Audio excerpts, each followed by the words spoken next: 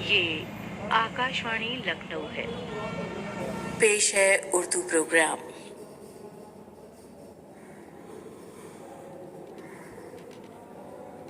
Programme کے ساتھ آج آپ کی خدمت میں حاضر ہے سریندر راجیشوری۔ آداب قبول فرمائیں۔ سامعین، آج پہلے سنیے سید محمد عمیر سے ان کا مقالہ، موضوع ہے محرم، ایک تجزیاتی مطالعہ۔ آغاز محرم کے پیش نظر سب سے پہلے ہم اپنے تمام برادران اسلام اور اہل وطن بھائیوں کو نئے اسلامک سال کی مبارکباد پیش کرتے ہیں اور دعا ہے کہ یہ نیا اسلامک سال ہم سب کے لیے باعث خیر ہو۔ ہم سب اس بات سے بخوبی واقف ہیں کہ محرم الحرام کا مہینہ اسلامی کیلنڈر جنتری کا پہلا مہینہ ہے۔ یکم محرم الحرام سے نیا اسلامک سال کا آغاز ہوتا ہے۔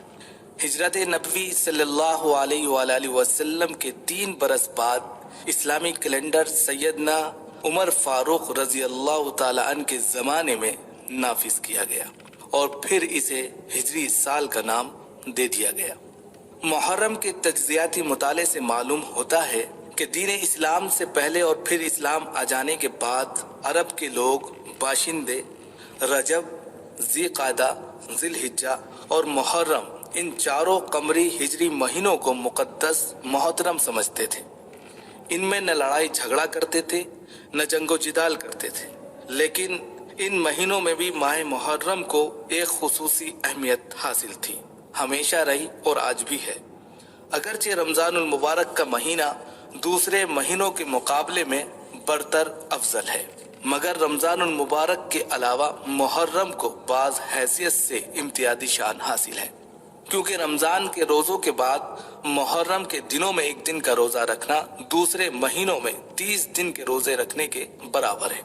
اس کے علاوہ محرم کے تجزیاتی مطالعے سے یہ بات بھی واضح ہو جاتی ہے کہ اس ماہ کو واقعہ کربلا اور اسلامک تاریخ کے آغاز سے جانا جاتا ہے۔ آپ کو یاد ہوگا اور خوب یاد ہوگا کہ مکہ مکرمہ میں بعثت نبوی صلی اللہ علیہ وسلم کے 30 برس پورے ہونے کی آخری گھڑیاں طے ہو رہی تھی۔ مکہ کی ساری آبادی چند بے کس اور بے بس انسانوں کا خون چوس لینے کے لیے بے قراری سے کروٹیں بدل رہی تھی۔ یہ کون لوگ تھے؟ ان کے ساتھ ایسا سلوک کیوں کیا جا رہا تھا؟ یہ چند لوگ جن کے سب مخالف تھے، آقائے نامدار تاجدار دو عالم احمد مصطفیٰ محمد مصطفیٰ صلی اللہ علیہ وآلہ وسلم کے وہ ساتھی تھے جنہوں نے ایمان لانے میں سبقت کی تھی۔ 13 برس تک کسی طرح مظالم برداشت کرتے گئے تو اللہ رب العزت نے حکم دیا کہ اچھا، اب تم لوگ اپنے ایمان کی دولت کو لے کر یہاں سے مدینہ چلے جاؤ۔ اس حکم کے ملتے ہی چھپ چھپ کر قافلے روانہ ہونے لگے، یہاں تک کہ بیشتر مسلمانوں نے مکہ خالی کر دیا۔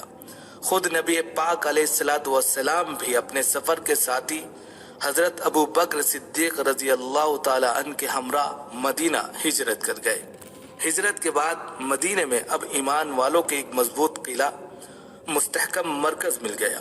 مسلمانوں کو آزادی سے عبادت کرنے اور حضور اکرم صلی اللہ علیہ وسلم کے پاس آنے جانے کے موقع ملنے لگے۔ اہل اسلام نسبتاً چین سکون کی زندگی گزارنے لگے۔ اسلام کے مطابق مسلمانوں کے رہنے سہنے کا انداز لوگوں کو معلوم ہونے لگا۔ اسلام کے اقتصادی و معاشی پروگراموں کے لیے عملی راہ ہموار ہو گئی۔ تعلیمات اسلام کو پھیلنے پھولنے کے لیے پاکیزہ ماحول مل گیا۔ گویا ایک اسلامی حکومت قائم ہو گئی جس نے چند ہی سالوں میں مکہ میں جہاں سے ان کو نکالا گیا تھا ایک ایسی حکومت قائم کی جو آج تک قائم دائم ہے۔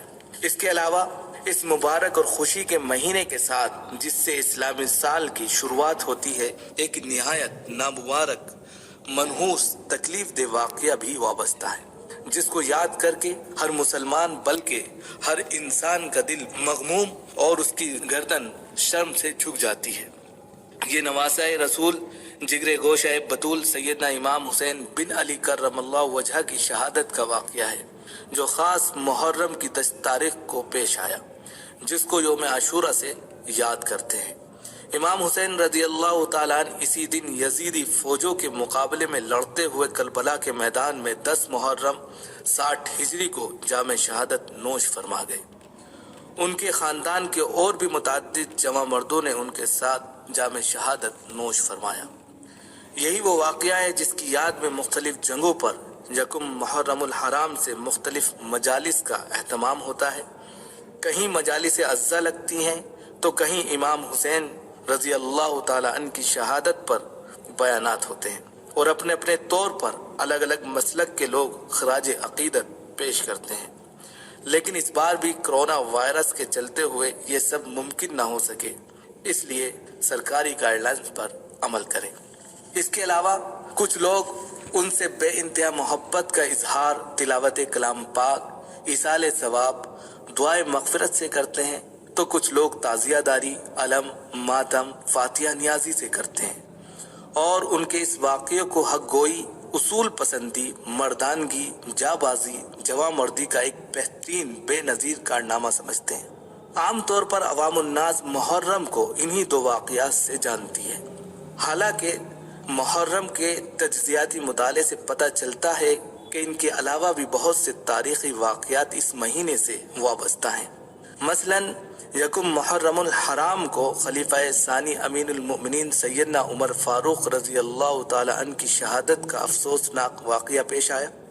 حضرت عثمان غنی رضی اللہ تعالی عنہ اسی مہینے میں خلیفہ بنے، اور پھر اتفاق سے اسی ماہ میں آپ کو شہادت بھی حاصل ہوئی۔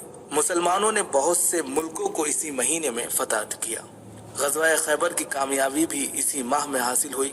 کعبۃ اللہ پر سب سے پہلے غلاف اسی مہینے میں چڑھایا گیا، اور اسی مہینے کی 10ویں تاریخ کو اللہ رب العزت نے حضرت موسیٰ علیہ السلام اور بنی اسرائیل کو فرعون کے ظلم و ستم سے نجات بخشی، اور فرعون کو دریائے نیل میں غرق کیا۔ اس مصیبت سے نجات پانے کی وجہ سے یہودی 10 محرم کو شکرانے کا روزہ رکھتے ہیں۔ جب نبی پاک علیہ السلام مدینہ تشریف لائے تو آپ نے وہاں کے یہودیوں کو دیکھا کہ وہ یوم عاشورہ کا روزہ رکھتے ہیں۔ سوال و جواب کے بعد آپ نے کہا کہ ہم حضرت موسیٰ علیہ السلام کی محبت کے زیادہ حقدار ہیں، لہٰذا ہم بھی یوم عاشورہ کا روزہ رکھیں گے، لیکن ہم صرف 10 تاریخ کا نہیں رکھیں گے بلکہ 9، 10 یا 10، 11 تاریخ کا روزہ رکھیں گے۔ آپ صلی اللہ علیہ وسلم نے ان تاریخوں میں روزہ رکھنے کی بڑی اہمیت بتلائی۔ ابھی جیسا کہ آپ حضرات کو معلوم ہو چکا ہے کہ محرم سے نیا اسلامک سال شروع ہوتا ہے، تو نئے سال کی آمد پر نئے منصوبے بلند عزائم بنائیں، پرانی زندگی چھوڑ کر ایک نئی زندگی کے ساتھ زندگی کا ایک نیا سفر شروع کریں، اور کچھ کر گزرنے کے ارادے سے اپنے مقصد میں لگ جائیں۔ سامعین، اس بار بھی کرونا وائرس کے چلتے ہوئے محرم میں منعقد ہونے والی مختلف مجالس، جلسے، جلوس شاید بند ہی رہیں، اس لیے آپ سب اپنے اپنے گھروں میں رہ کر انفرادی طور پر ایصال ثواب کریں تو یہ زیادہ بہتر ہے، لیکن امن و امان کے ساتھ، سنجیدگی کے ساتھ، آپ کی ذات سے خود آپ ہی کو نہیں بلکہ دوسروں کو بھی تکلیف اور معمولی ایذا بھی نہ پہنچے۔ ایک دوسرے کے عقائد کا احترام کریں تو انشاءاللہ اللہ رب العزت آپ کو اچھا بدل عطا فرمائے گا اور آپ کے جذبات کو قبول مقبول فرمائے گا۔ اب آخر میں ہم اپنے تمام سامعین سے درخواست کریں گے کہ ان مبارک ایام میں نمازوں کا اہتمام کریں، ہو سکے تو روزہ بھی رکھ لیں، قرآن پاک کی خوب تلاوت کریں، اور اپنے آپ کو قرآن پاک کی تلاوت سے مزین کریں، اور ان واقعات سے سبق حاصل کریں کہ دین کی سربلندی کے لیے اپنے جان و مال کی قربانی دینے سے کبھی بھی ہرگز پیچھے نہیں ہٹیں گے۔ وما توفیقی الا باللہ۔ محرم ایک تجزیاتی مطالعہ، اس موضوع پر ابھی مقالہ پیش کر رہے تھے جناب سید محمد عمیر۔